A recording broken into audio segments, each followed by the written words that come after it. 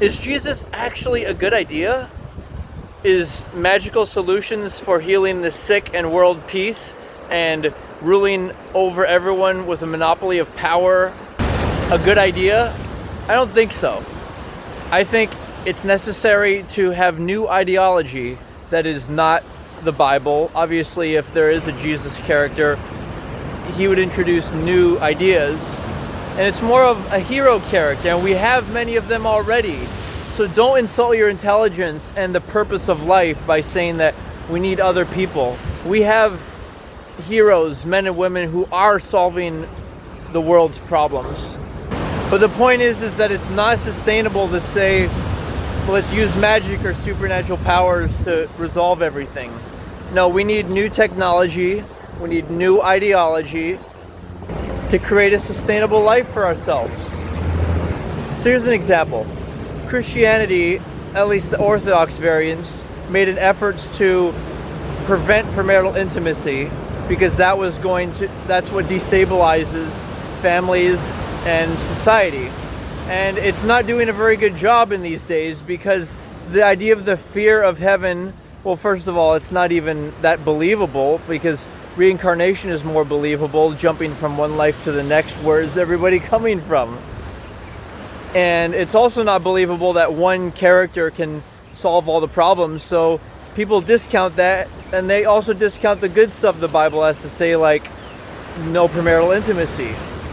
And that's because people aren't afraid of like hell or whatever it might be, because it's not a logical and convincing ideology and argument. And even if there was a Jesus character, how could we relate to the guy? Would he be interested in having a wife? Why take advice from him if he wasn't interested in that?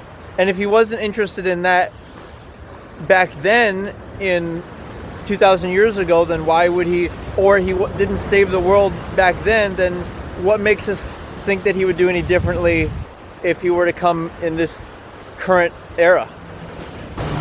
And to convolute the issue, it also says that Jesus will come to destroy all the non-believers and all the non-heteronormative persons.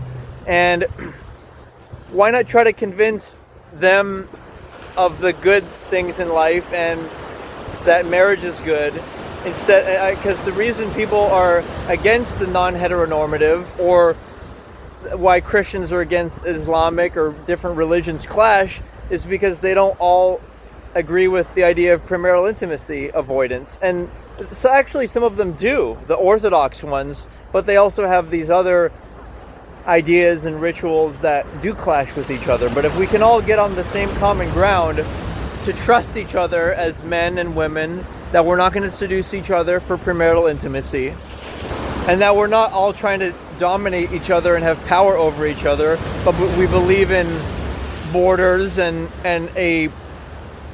no two over concentrations of authority, and that there's a balance in the world and different currencies so that no power can be overly concentrated. Well, the bottom line is this: people see religion as giving them a sense of direction in life, and I think avoiding premarital intimacy so people can trust each other, so they're not trying to seduce each other, so that they actually build themselves into the character of a person who would be worthy of being a husband or wife. And not to mention celebrating femininity, because what's the point of life? What's the direction we're going to take moving forward? I think femininity and woman's flower, celebrating that, rather than men trying to focus on other men's bodies or their privates or other relationships or other things in the physical realm. Let's focus back on humans and celebrate our women and our wives. Otherwise, what's the point of being human? And the thing about women is they can't respect and honor their own femininity. They actually need a man or the masculine energy to do that. And even if women try to become masculine and be independent, then they can't be feminine either. So it's actually more courageous for women to honor the patriarchy and at least the benevolent people like their father who wants them to wait until marriage, and dress conservatively. And the irony is, this actually is quite reminiscent of the past, of how Orthodox religions did try to protect the feminine, but the way they did it was, first of all, based on theories and not facts. They were based on these supernatural fantasy stories, and not based on what we can realistically see and the science of compatibility and the psychology of honoring and understanding the masculine and feminine, and the dark psychology of men and women, which I discuss in my other videos. So please join me on this process of looking into the true nature of what we're dealing with here on Earth, and the reality that the feminine will destroy everything, or if it does not get honored. So in other words, if men don't figure it out and protect women and celebrate them and honor them and act like they need multiple women, like act like one woman's not attractive enough, if all this keeps going, humanity will deconstruct its societies and it will be no more. And that is how the feminine and Mother Nature rules us all. But all we need to do is honor her in order for us to keep going as a species.